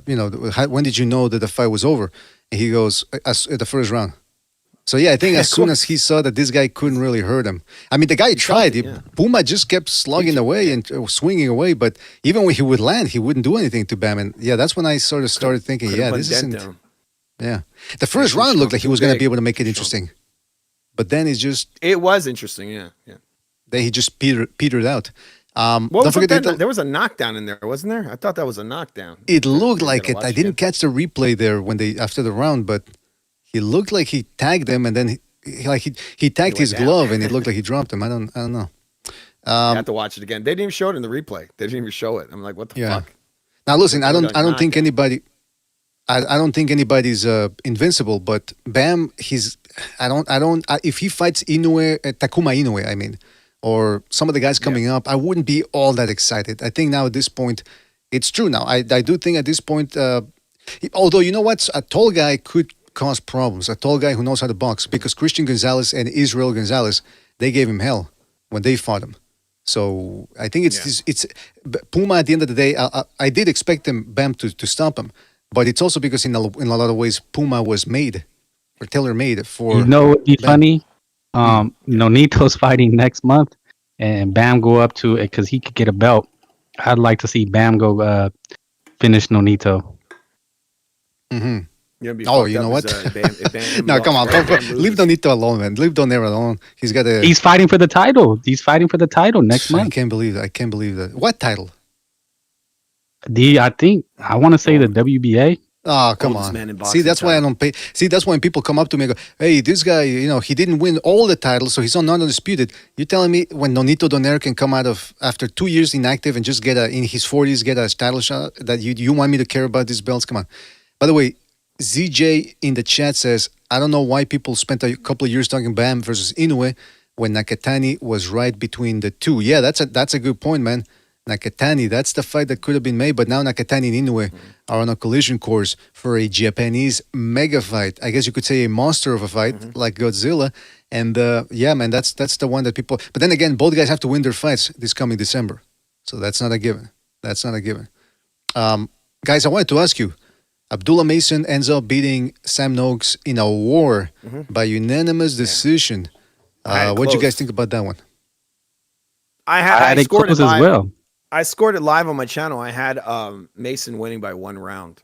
It wouldn't bother me if he made it a draw. It actually should have been a draw because it was so close. It was a good fight. And Mason was getting hit a lot. So I heard somebody earlier said that Austin would knock out Mason. I say, yeah, I agree 100%. He'll knock out Mason. I don't know. Floyd Schofield throws really wide. Mason should beat Floyd Schofield pretty soundly, easily. He's going to beat the shit out of Mason, dude. They're going to keep him away. He's still a young guy. What is he, like 20? Yeah, 21? Yeah. After that fight, I think they'll keep him away. They'll put the brakes on him. But as far as the fight, I had it close just like you. I couldn't believe this guy, Mike Kuckinger, had it 10-2. Yeah, and the fans had it close. They had it close, and Mason needed to win the final 2 rounds to be assured of a victory. But look, I heard the other guy, what's his name, Vessel BDA. Right. He made a comment. He said, "I can't believe that all these casuals, they don't know boxing, and they didn't know who Sam Noakes is." But look, you heard the commentators before Mason. They said this guy's a generational talent. That's what I said the night before.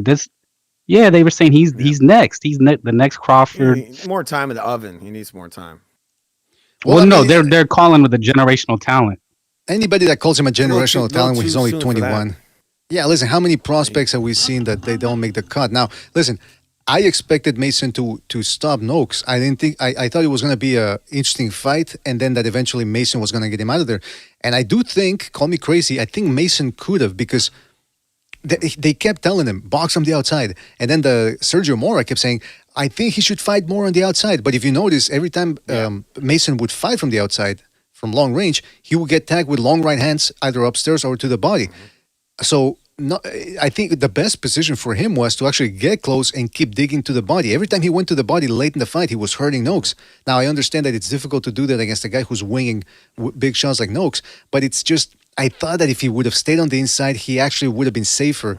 And he spent a little bit too many spots not all the time, but there were times where he decided, you know what, let me recoup my energy and just stick and move and jab, and he would get his head snapped back by right hands. I think on the inside, believe it or not, is where he was actually safer. He could have gone for the knockout had he actually maybe gone for it a little bit more. But I give Noakes credit, don't get me wrong. Noakes was, every time it looked like he was in pain with the body shots, he would land a right hand and back Mason up. So this dude had a lot of heart and a lot of resilience and stamina too, to still be taking those body shots late and keep throwing. So I thought it was an interesting fight for a 21-year-old in Mason. The same for Mason, right? Mason took some hellacious punches in that fight. Exactly, He took yeah. a lot of hard blows.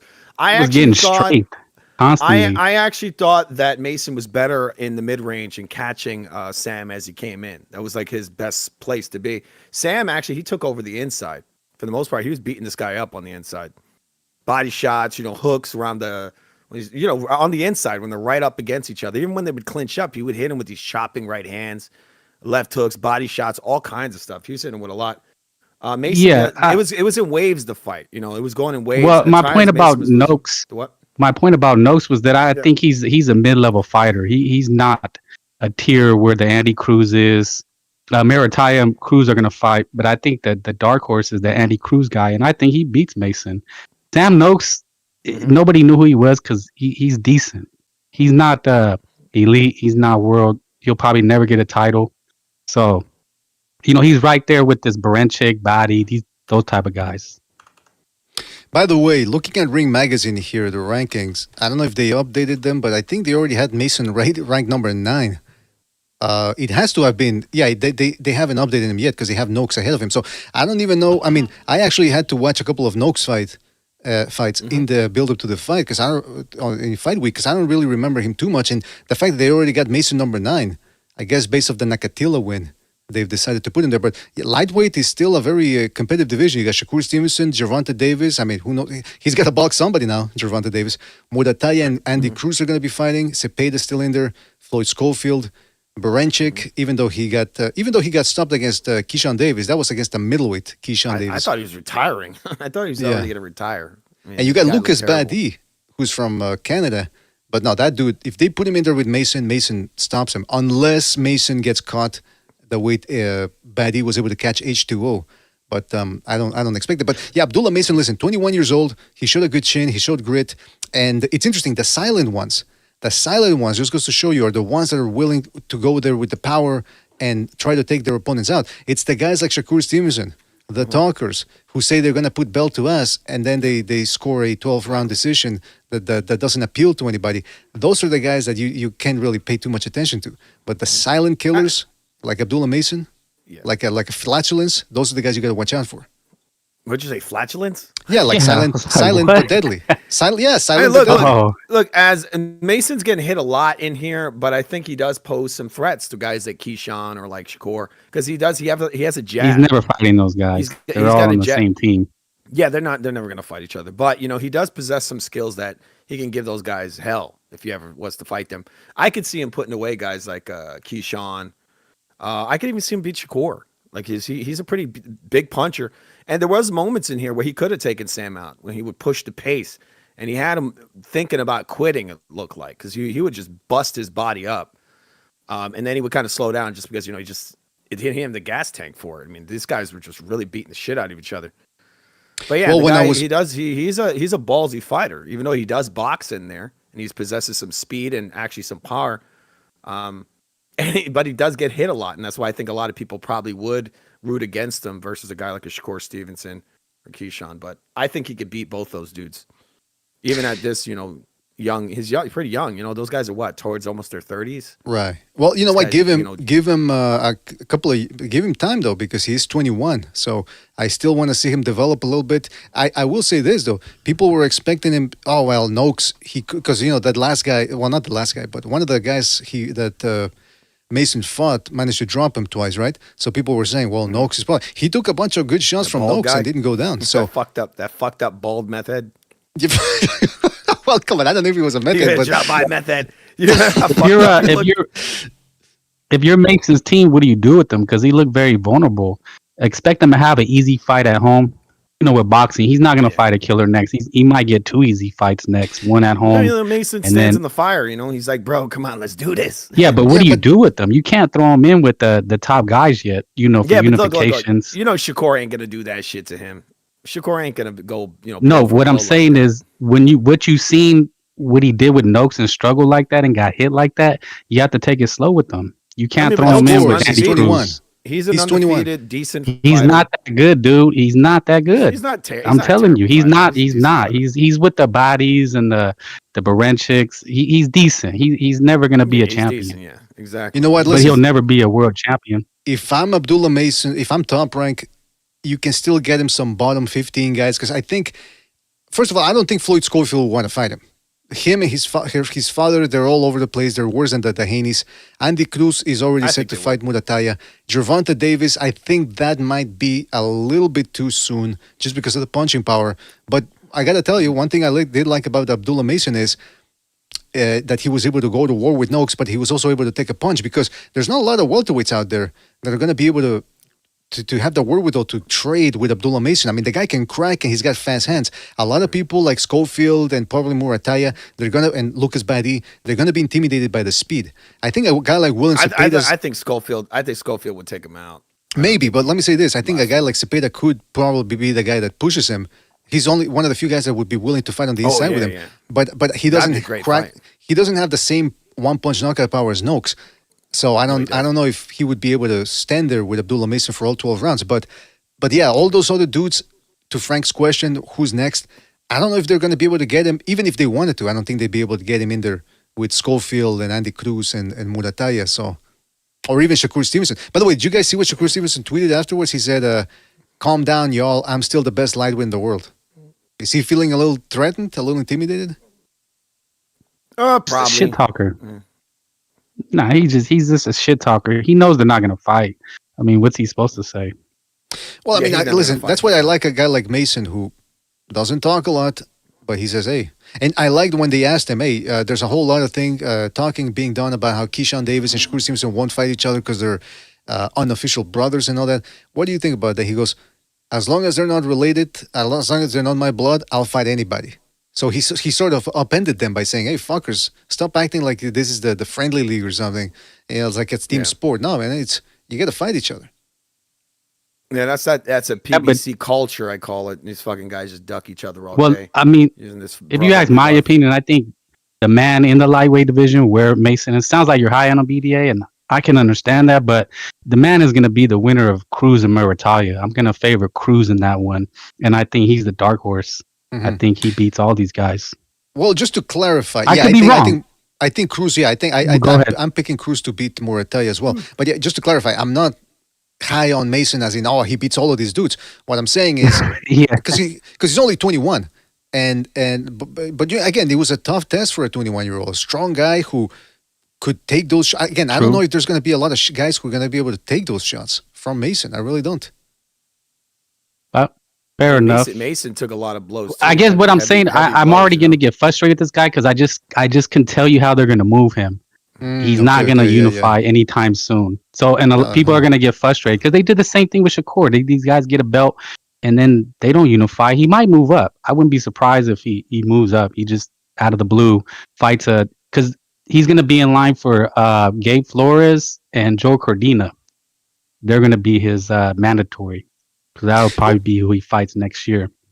Well, that's the other thing I wanted to say about Mason is the reason why I keep harping on the speed and the power is because, again, I'm not saying he beats everybody in the lightweight division, but that speed is going to intimidate guys that don't have the balls that Noakes does or the wherewithal or the technique to fight on the inside. So, Shakur Stevenson definitely would box him the way he did against De Los Santos. Same thing with Schofield.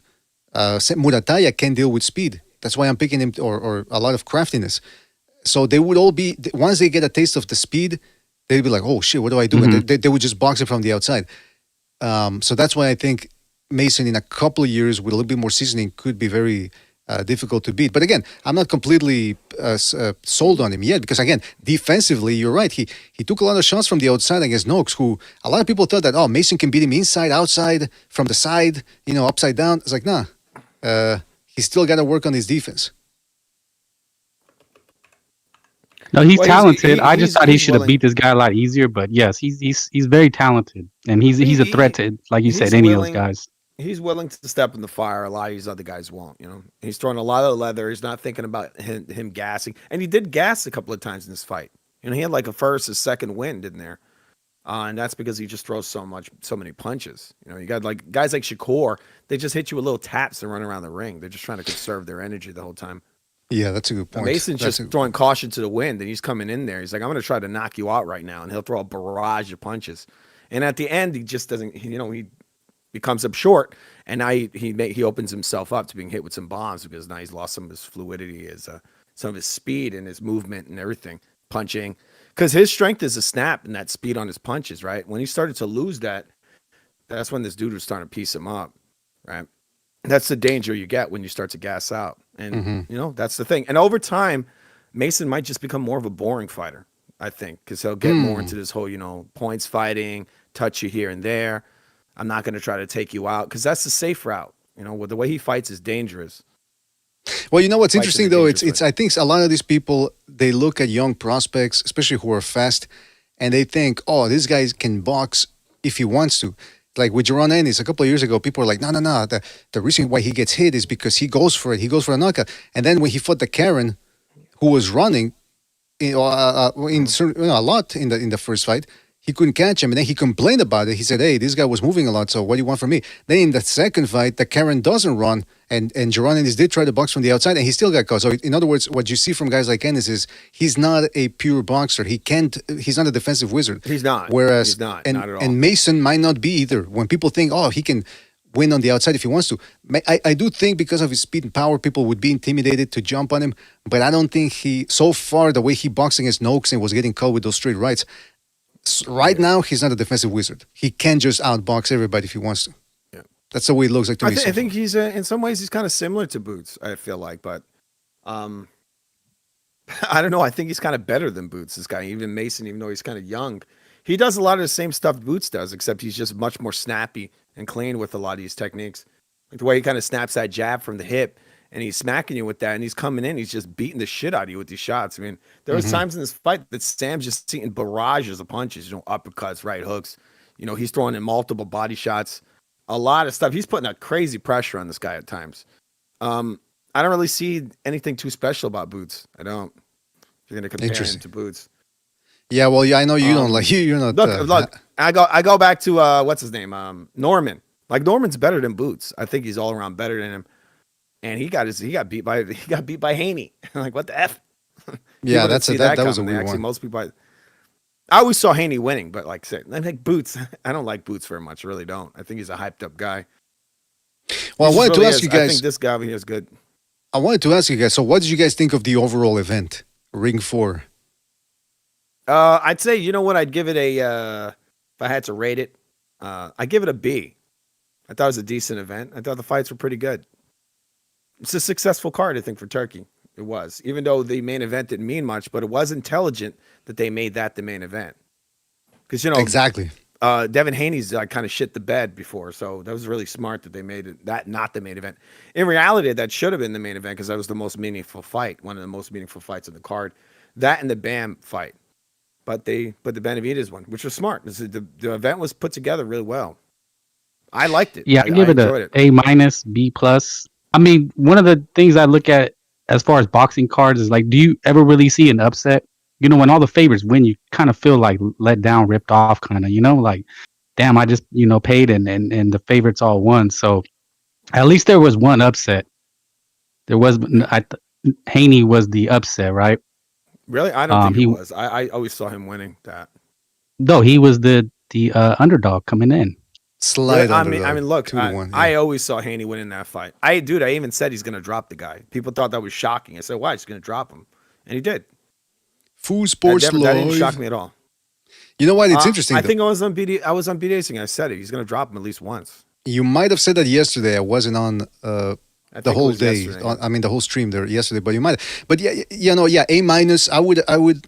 I would give it a B plus because again, it's true. Like Food TV said, they were very smart not to put Haney in there against Norman as the main event because that would have. Imagine if you would have had the Bam knock. First of all, the Mason Noakes fight, then Bam knocking out Puma, and then Benavidez knocking out Yarde or stopping him at least, and then all of a sudden 12 rounds of Haney landing 70 shots across 12 rounds.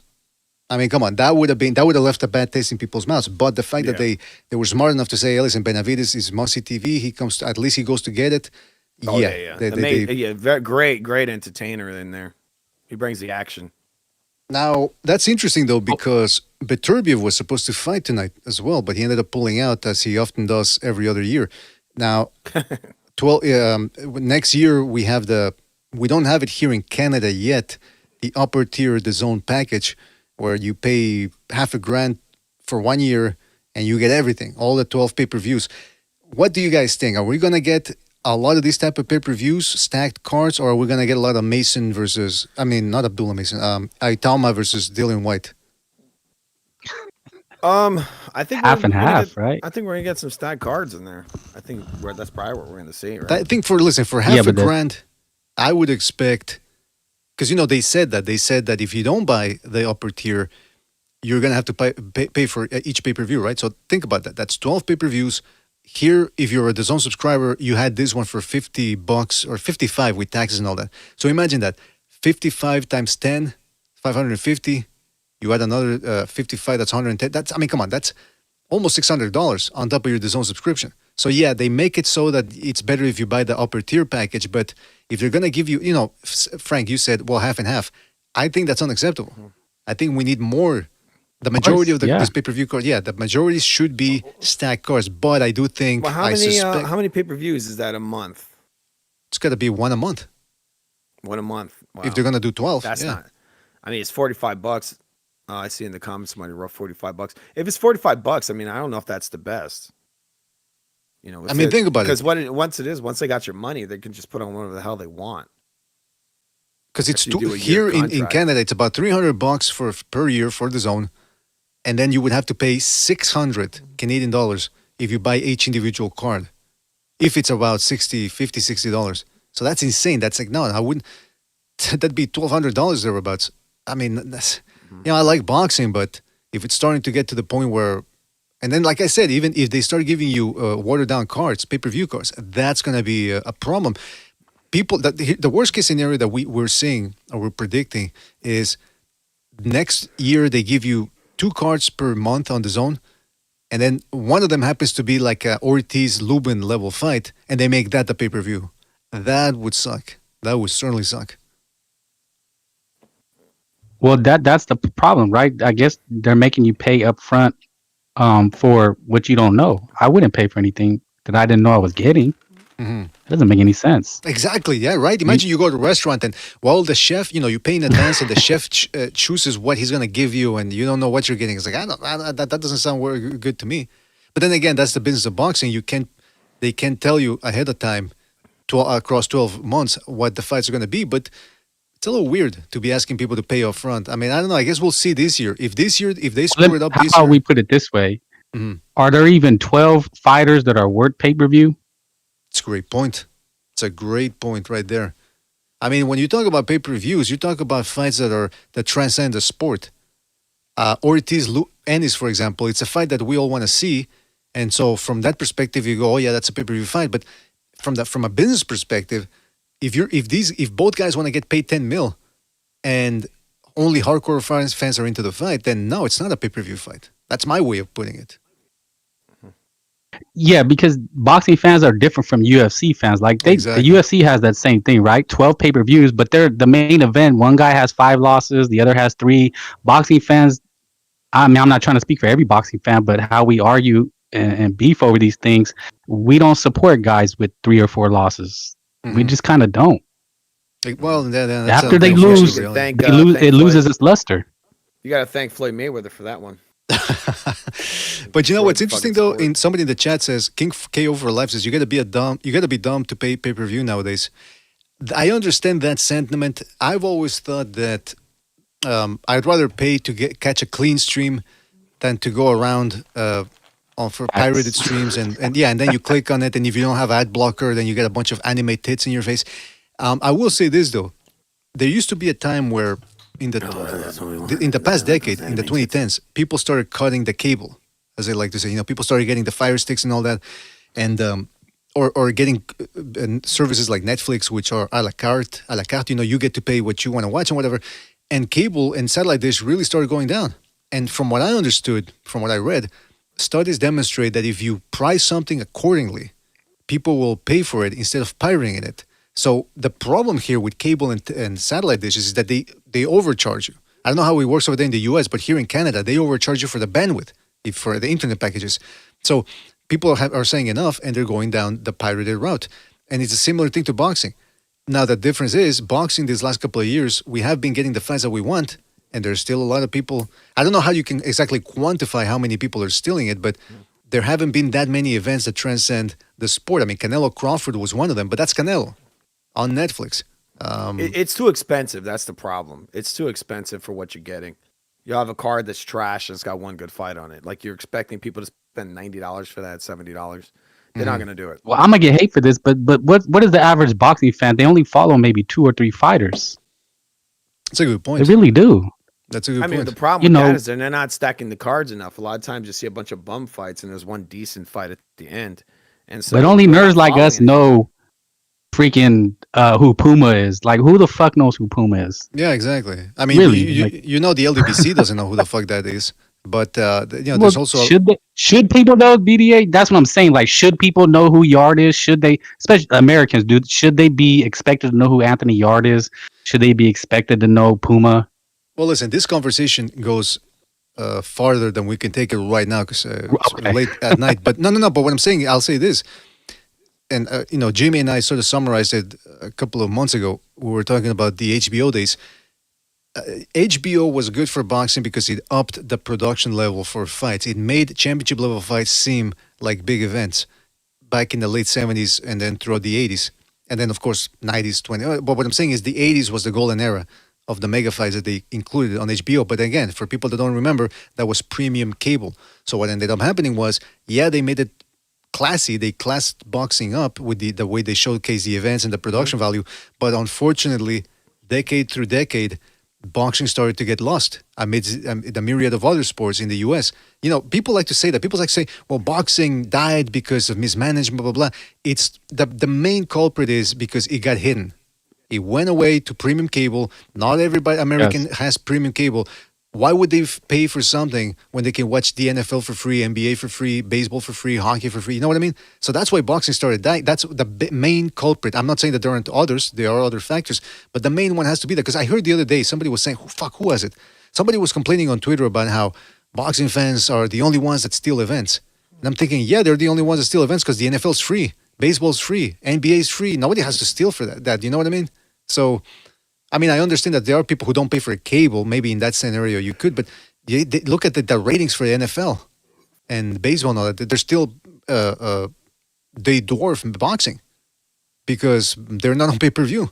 Boxing and MMA are the only sports where you have to pay an extra fee to watch the big fights. Well, anything. You have to pay for anything. Like you said, Lubin Ortiz, you had to pay for that. You got to pay for, what is it? You're going to have to pay for Meritalia and Cruz because it's going to be on the zone, subscription. Mm-hmm. So, well, that's it. But that's the thing. Shakur, you're going to have to pay for it. Go ahead. If you got cable, if you got cable or a dish and you get the subscription, you can watch all the games, right? You can watch all the NBA games because there's like NFL 1, NFL 2, NFL 3. They got like 15 NFL channels. But even without that, you can still watch the big games for free. Imagine if boxing did that. Imagine if boxing was like that you can't watch Puma versus Bam, or you can't watch Ortiz versus Lubin. You got to pay for that. But if you want to watch Canelo Crawford, that's free. If you want to watch Joshua versus Dubois, that's free. You know what I mean? That'd be insane. Because that's what it is. I mean, the Super Bowl's free, right? Unless I'm mistaken. Isn't it on network TV? Yeah, I mean, it's free. It's network TV. There you go. But boxing, you want a good fight, you got to pay for it. That's insane. That's because of HBO's 4 decades in the sport. There was a lot of good. They give us a lot of good. But unfortunately, they also mangled the sport into what we got now, which is a niche sport. They hid it away in a cave, and it became a niche sport. And it's going to be difficult. I mean, because like I said, the argument I always say is this. Boxing, the sport itself didn't change. It's still entertaining. It's still almost the same as it was in the 1950s. But the problem was that back in those days, it was free on TV. Well, I mean, of course, there were certain close-circuit fights where you couldn't watch every single fight. But what I'm saying is the reason why boxing was the number one sport in the 40s and 30s is because it's an entertaining sport. To me, it's my favorite sport. That's the only thing I watch more than anything. I mean, I'll watch the World Cup here and there, maybe an MMA fight, but boxing is 98% of it. So it's because it's such an entertaining sport, but it's been hidden away. If they made it mainstream, I guarantee you it would be back in the top 5. I don't know if it could still beat the NFL and all that, but eventually I think enough people would go, whoa, boxing, well, look at this. But it's hidden away. Mm-hmm. Yeah, a card like this, if you got a chance to watch Benavidez do what he did, I think you'd create a lot more fans. Even Mason would create a lot more fans. But like you said, the fact that it's on pay-per-view, like who's going to watch it? Exactly, yeah. Or even the zone. I mean, come on, who's going to say, hey, I want to watch boxing, let me pay $200 or $300 for the zone? There's a lot of people that aren't willing to do that. Not when they can watch the NFL. That's the other thing. In today's media saturation market, you cannot afford to overvalue something overvalue something because people have other avenues to go to. There's a whole bunch of other entertainment avenues. NFL, NBA, basketball, NBA, NHL. So, it's in a rough spot, boxing. That's all I got, fellas. Anything else you guys want to add before we go? No, I just thought David performed. He did what he was supposed to do. He got him in under 7. Bam did what he was supposed to do, and Haney shocks the world, right? It's just it was. I didn't even comment on it. It was terrible. Like Ben was saying it. Nobody's gonna pay to watch that fucking guy. There's just no win. That's why I downplayed Norman. I told you guys, I said, man, I'm not going to hype this guy because we don't know who he is. Because after this week, y'all, you're going to hear is Haney's bag on the pound for pound. And you can't reward that. Yeah. I agree. It was a good card. I think it was a good card. I mean, that Haney fight was pretty important for the division, I feel like. There was shit. Well, the what? I mean, what a difference a year makes, right? If Ryan does fight Barrios and he gets a belt, and you're going to have a welterweight showdown with Devin Haney and Ryan Garcia for unification. Yeah, I mean, that is the idea, right? That's insane. Line up the rematch. We'll see what Ryan looks like. I mean, he's very and Benavidez. I know BDA is past your bedtime, but Benavidez Zurdo, I'm a little disappointed. I gotta say, I was hoping the same time zone, right? The same time zone. Well, you're a crackhead though, so. Come on. BDA is drinking tea. I'm a crack. I don't smoke crack, you asshole. But I'm a little disappointed with Benavidez and you think BDA sips tea? He doesn't sip tea. I'm telling you. Hey, by the way, real quick, in there. Real quick. I don't know if you guys noticed. You see this root little JMB in there, fellas. I don't know if you knew, if you heard it during the fight, but when Bam was fighting Puma, they had to bring up Shakur Stevenson, right? Oh, hey, Shakur Stevenson said he sparred Bam, and he said that this little guy hits harder than some of my opponents. And then Mike Compinger, I thought about this, and then Mike Compinger said it. He said, I think Bam actually hits harder than Shakur Stevenson. And I said, oh, he's throwing shots. I mean, and then he probably 4 hours ago, Shakur Stevenson just tweeted, Mike Compinger should be fired. And then Mike Compinger replied, what? LOL or serious? No. Well, let me tell you the backstory later. But Compinger then said, I'm really your favorite person in boxing, always on your mind.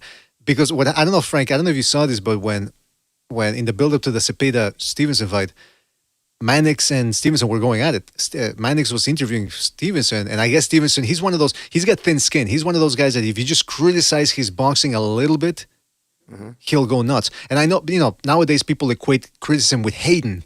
If you say, hey, this guy, I don't think he's got a good jab, man, you be hating. That's their logic or lack thereof. But I think Mannix was just saying, look, I think the guy is not the most enthralling fighter. And so Shakur Stevenson, when he was being interviewed by Mannix, he kept saying, I don't think you're a good interviewer. I think you suck, blah, blah, blah. And yeah. So that's why Mannix, I guess, decided to take a little dig. And it's true. Look, Shakur Stevenson, he hit a woman in the streets. Remember that? And she barely felt it. Well, we punched a guy in the back of the damn head when his boyfriend tried to rape. Like basically, it was all rapo. He wanted to have a 3-way with a woman, with him and his boyfriend. What the fuck?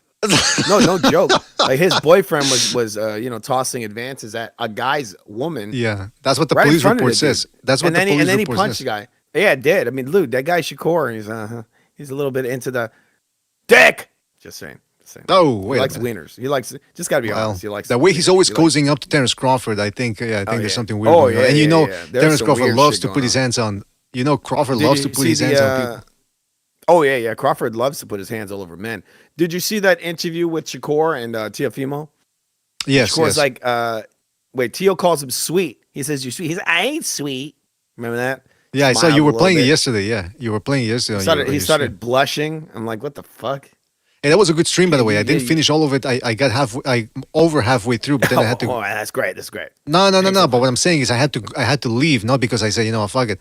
But I was listening to it while I was working on something, and I got on there super late, man. Were you streaming at? That's why I wanted to ask. Were you streaming at 3 a.m? Oh, I was streaming super late. It ended at like 2 or 3. Told you he's a crackhead. I started at like 1 a.m. You see this piece of shit? You're the crackhead. Well, meth. Exactly. You're My bad, it's projecting. You're projecting. You fucking asshole. No, I'm I don't high do drugs. on. Yeah, that's what you say. I was on gas station coffee. Yes. Oh, there you go again. And the gas station bananas. No, I don't eat the bananas from there anymore. All right. Well, listen, aged, guys. Man, they're aged. I really appreciate you guys jumping in, and thank you for sharing your. You see this crackhead? Wait. You're a rude motherfucker. You know that? Not you. Of course not me. Of course not me. Not you. You know what? I gotta go. I'm gonna go watch Best of the Best 2. I saw Food TV was playing the trailer. Best of the Best 2. I forgot that they did. First of all, I knew that there was a second one, but I never saw it, and I didn't know that. It's awesome. The guy from Gladiator. Remember the big German guy? That's him. That's the bad guy. Brackus. Brackus. What's his name? Brackus. That's what they call him in the film. He breaks people's necks. Brackus. Oh, I gotta watch that now. Eric Roberts. Can't go wrong with anything. I gotta watch that movie again. The only time I've seen Best of Best 2 is on an illegal bootleg. What? Asian people in the movie theater recording it. I watched it as a little kid. I watched a bootleg of Best of the Best 2. By the way, Best of the Best again. Best of the Best 1 is such a surreal movie because it's about this Korean tournament or something, right? Korean karate tournament and the Americans, and the main character Eric Roberts, his brother, I think, he's terrible, was killed in one of the karate fights against the main Korean guy. So Eric Roberts at the end, he fights the Korean guy, beats him up. The Korean guy is all fucking puffed up, bleeding from every orifice. And then they go, the big moment where he gets to have an interview. They give him the microphone in front of the mat, in front of the ring or whatever it was. And he's so beat up, like he should be in the hospital. And he's slurring his words. And he's at the end, he sort of like reconciles with the American team or whatever. But I'm thinking, shouldn't they get him to a hospital? They have him standing there all wobbly. Like he's about to an American propaganda film, right? Some American propaganda film. A little bit. I could never take Eric Roberts seriously. I just can't do it. Oh, come on. It's terrible. You know what? I think you're jealous of his physique. The guy's in tremendous shape. Even looks. The guy's one of the most fucked up looking faces ever. Well, didn't he have an accident? No, Mickey Rourke is. Nah, Eric Roberts, he takes the cake, man. He looks like his sister, sort of like he looks like a mess, dude. He looks like a mess. Michael. Didn't he do a lot of? Isn't he a lot of soft porn too, like on Showtime? You would be watching that shit. What kind of soft porn? He's in watching. Are you admitting something here? Are you admitting something? What? I like women. I don't know if you do. No, I don't know if you do. You're watching Eric Roberts. You're a prude. You're watching Eric Roberts. Boy, I'm a prude. Why? No, it's Skinemax. Because I don't watch. No, I watch Skinemax, dude. Everybody watch Skinemax. No, I don't. I didn't watch Skinemax. Oh, you're a prude. Dude, look, I'll tell you this. I don't know. Maybe you're ashamed or afraid. He's saying you're gay, and then he's like, you're a fucking prude. What the hell's going on here? No, I didn't say nothing gay. You did. Look. I would watch Skinemax accidentally as a child. No, it's Eric Roberts. He's in a lot of those like softcore erotica films. No, he was not in Skinemax. All right, he was a serious actor, bro. As much as I enjoy this conversation, don't you dare say Eric Roberts is a Skinemax star. He's not. As much as I enjoyed this conversation about whether he was or wasn't on Cinemax late at night, we got to go. Skinemax, yeah, sure. But shout out to you. Fucked up stuff. I like that. I like the softcore stuff over the hardcore one. The hardcore one, it jades your brain. You know that Gene Simmons married a Skinemax star. Oh, the blonde Sharon one, right? Tweed. Yeah. Yeah, the blonde. Yeah. What a fucking dirty pig he is. Oh, wait a minute. All right, listen. To be honest, he is a piece of shit. He really is. He's gonna sue you now. He's gonna Fu, I'm gonna sue you now. You're about to get sued up your ass. Wait. You're Jewish. Your Jewish accent is not. You got to work on that a little bit. That's no. Have you ever? You've never. That's a dead-on Gene Simmons impression. Wait, do it one more time. I'm gonna sue your ass, and then I'm gonna take your girlfriend. That's what he does. He's always hitting on other people's girlfriends. Apparently, he gets into that. His hair is fucking hideous. He has some. That's a wig. It's got to be a wig. It's got to be a wig. This shit is crazy. It looks like it hay. looks like he has hay for hair. It's disgusting. I just spit all over my microphone. Yeah, you ever seen the movie Predator? He looks sort of like the black dude, the bald black dude, but like with hair and white. All right, we gotta go. Really gotta go. But shout out to you, Fu. Shout out to Frank. Thank you guys for jumping on. Really made this entertaining as always. And we'll catch you in the next one, all right, fellas? Yeah. Take it easy. Yeah, have a good one, man. Peace. Have a good night. It's late. We'll talk later. Good night. But yeah, so shout out to, like I said, Frank and Food TV for jumping in. Really appreciate it. Shout out to everybody who called in, everybody who donated via the super chat. In fact, I think I forgot to read the super chat, did I? Yeah, fuck. Excuse me. See, this time I did screw up. I got hung up with the phone calls. Shout out to N Cloud for his contribution with the super chat. Shout out to N Cloud, who said, what did he say? He said, Nello, that's Canelo, is done. Benavidez is taking his Mexican days. Well, not for nothing, and Cloud, that's a very good comment because Benavidez' team, they're really hyping up the whole Mexican angle. They went in there with the Mexican flags. They're back to being called the Mexican Monster. Jose Benavidez Sr. had the Mexican flag wrapped around him as a cape while he was working the corner. So they're going all in with the Mexican thing because they know the market is wide open for next Mexican star. So Bam doesn't want to take it. I guess maybe Benavidez is going to step up and try to take it. We'll see what happens. But shout out to everybody who joined us, everybody who called in. Shout out to you fellas. Excuse me. Shout out to, we got to go here, but shout out to Sam Rando. Shout out to Skull Kid. Let me play the music here. Antilles, Eparocua, Jump Tube, Pancho Villa, Little Mike Tyson, Punch Out, Dark A Dog. I know Dora called in, Vessel. Who else? We got the Desperado, Mark T. Hold on. Mark T, yes, Antilles, the Desperado. Oh, the names are repeating here. Pancho Villa, Maton. Oh, Maton was in here as well. Earl, Jerry, who called in as well. Shout out to him. Morb DC, King KO for Life, I'm Green, M.AW, Hawker Mustang. And if I forgot anybody, it's because we gotta go. Shout out to you fellas. Have a good rest of your night. Oh, it's barely midnight. All right, good. I can get some sleep. Take it easy, fellas. Thanks for watching. Have a good night.